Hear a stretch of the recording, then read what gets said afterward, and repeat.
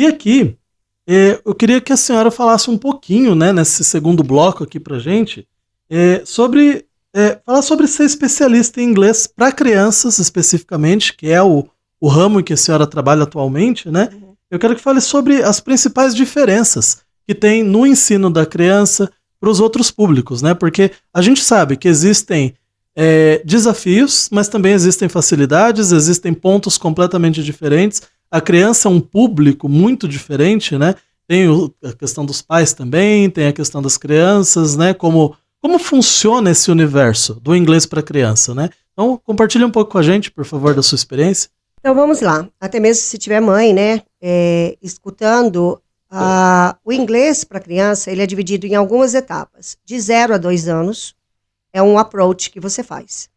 Depois a gente tem 3, 4, depois 5, 6, tá? Depois a gente vem um blocão de 7 a 10, e depois de 7 a 10 você vai ter 12 a 17 e depois adultos, tá? Então, dentro para a criança, o que acontece? Lembra que a gente falou que para ser fluente você precisa de imersão? Então, você precisa trazer a imersão para as crianças, para aquele ambiente dela, mas de uma forma que você a faça brincar. E não só brincar, mas que ela estimule os pontos de aprendizado dela. Então, por exemplo, uma criança de 2 anos tem que estar aprendendo a segurar o giz de cera. Então, você vai dar atividade que você segure o giz de cera. A criança de 3 anos precisa aprender a cortar. Então, você vai ensinar o inglês usando a tesoura. Então, assim, você vai precisar olhar o desenvolvimento infantil, o que ela precisa para se desenvolver como criança, e você vai trazer a imersão do inglês para isso. Então, tipo assim, não é que é complicado, mas você ser especialista de bilinguismo infantil não é simplesmente você sabe falar inglês, você vai lá e dá aula. Eu costumo falar, se você sabe falar inglês para adolescente, adulto, você até consegue dar aula, né? Que você pega o livro, você segue o livro. Agora, para criança, você não consegue. Né? Senão a criança, ela vai fazer um vurdunço na sua aula, porque se você não trouxer algo que seja interessante para ela não vai fazer. Ela não tem esse negócio assim, ela vai ficar chateada comigo. Uhum. Não tem esse filtro. Não tem. Mas assim, então, existem essas diferenças, né, muito grandes. E como que é a diferença do aprendizado? A criança aprende brincando, a criança aprende tudo isso, mas de alguma forma, o aprendizado do adulto, do adolescente, onde estão as semelhanças e diferenças do aprendizado? Olha, o que eu vi pelos meus estudos é o seguinte, de 0 a 6 anos, você não tem filtro. Ou seja, você aprende, é aquilo que a gente fala, você não traduz. Inclusive, você não precisa nem traduzir. Aliás, quem tem filho aí de 2 anos, faça o teste.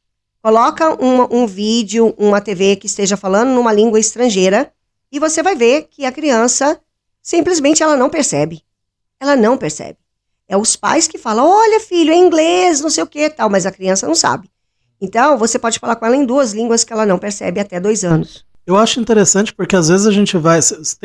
aqui no Brasil tem muitos imigrantes chineses, né? E aí é interessante, você vai naquelas lojas, no trabalho deles lá, né? Às vezes você vai numa loja, numa lanchonete, aí tá lá a criancinha pequena, aí o pai fala em chinês com a criança, aí alguém vem e fala em português e a criança fala como se não tivesse mudado nada. Tá lá, fala em chinês, daí a criança responde em chinês. Aí vem alguém e fala português, a criança responde em português. E você fala, meu Deus, essa criança é bilíngue do nada. Né? E se ensinar inglês junto, ela consegue falar a terceira língua, a quarta e tanto faz. Consegue, porque a gente não tem realmente esse filtro. Isso é bom e isso é ruim, né? Porque ela aprende tudo com muita facilidade, mas se você ensinar errado também, ela também vai aprender. Ela vai aprender errado. Quando começa a dar 7 anos, o que começa a acontecer? A criança começa a questionar. A gente sai do nível concreto para ir para o abstrato. Então aí é que começa a tradução. Entende? Então na hora que eu falo glass of water, a criança já começa, não, mas como que é em português? Eu estou mostrando glass of water, né? E a criança fala, não, mas como que é português? Ela precisa dessa tradução. O adulto precisa muito dessa tradução. Quando eu dou aula para o adulto, ele já entendeu. Ele fala para mim, não, eu já entendi. Mas ele precisa ouvir a tradução em português. Por quê?